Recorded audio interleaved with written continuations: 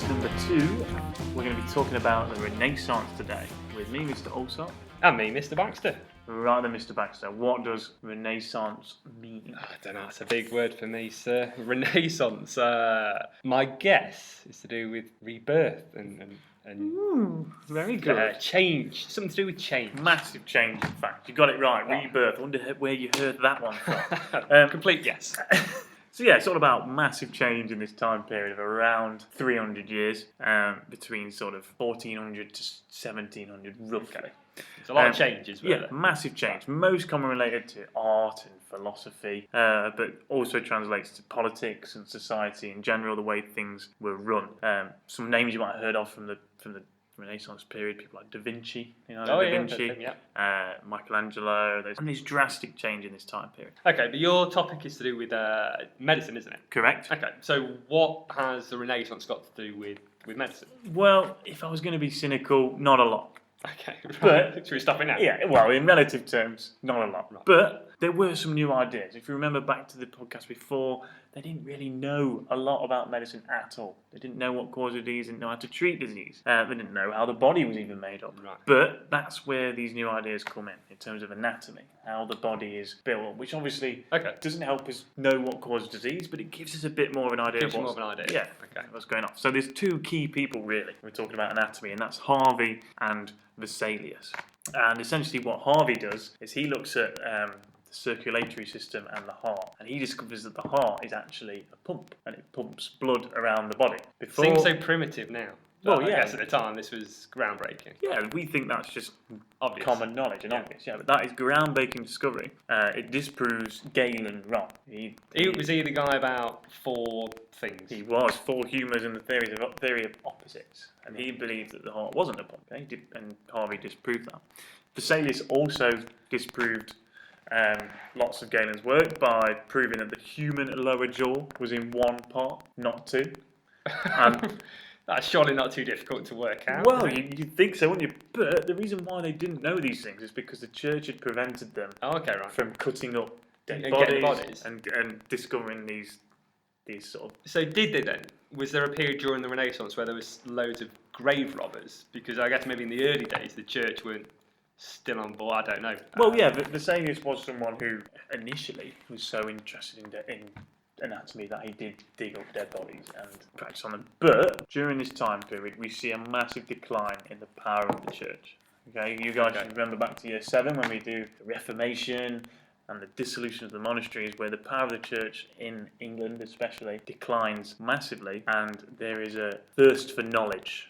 And there's something called the Royal Society that is established, and it's commissioned by Charles II, and he essentially says, look, go out and discover stuff, find things out, prove all of these initial theories wrong. Okay, so instead of being sort of traditional in your views and accept what's always been told to you, this period is all about changing and maybe looking more forward thinking. Definitely, But you've said to me that the church is, I guess, was at that time very, very powerful, so this mustn't have gone down very well, or must have been a hard process to overcome. Well, yeah, of course. So these people made these discoveries.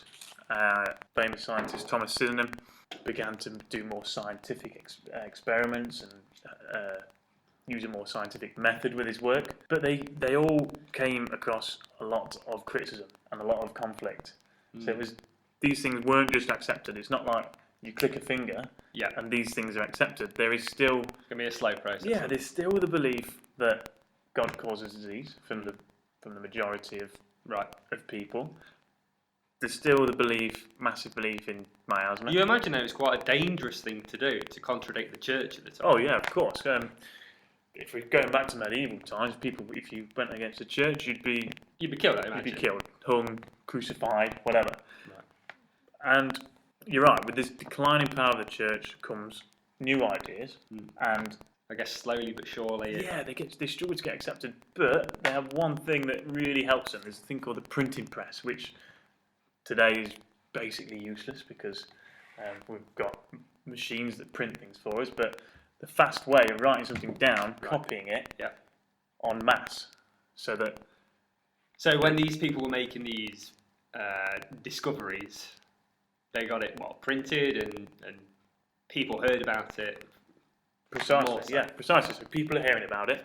People in this Royal Society of physicians and doctors and scientists are reading it. They can read it. They can do a bit more research on it. They can send it back saying this is right, this is wrong. Oh, okay. So basically, it just starts to snowball. Then, Literally a snowball, Okay. teamwork snowball. And guess why else the printing press was so important? Guess who controlled printing and writing and copying books out before this time period? I guess before would it be the church? Correct. Yeah. Majority of people who could read Why and would they write. give that up then? Well, it wasn't a choice. It was this. The Reformation was the Was it the king? You said. Yes, the Henry king, VIII yeah. Goes against the Pope, goes against the Catholic Right. Church, and then Starts to give away responsibilities. in a sense, but because there wasn't anybody else there to do it, there's monasteries who controlled so much things like medicine and that is. All right, okay, Yeah, that's for another one. That's for another. Okay, so let's bring it together because we're talking about medicine and new ideas. So there was a big. You're telling me then that there's going to be a big medical renaissance where loads of changes happened. No, we can't go that far. There has been a medical renaissance, but it's not a drastic change. There is new ideas and new knowledge being spread. Like you said, there's this snowball that's beginning to go. Specifically in terms of anatomy and a more scientific approach, they begin to think about the transference idea that it can be passed from human to human. But people are still praying to get rid of their disease. People are still believing that. Some people are still believing in Galen's theories, not as many. Some people, because of that, use the treatments.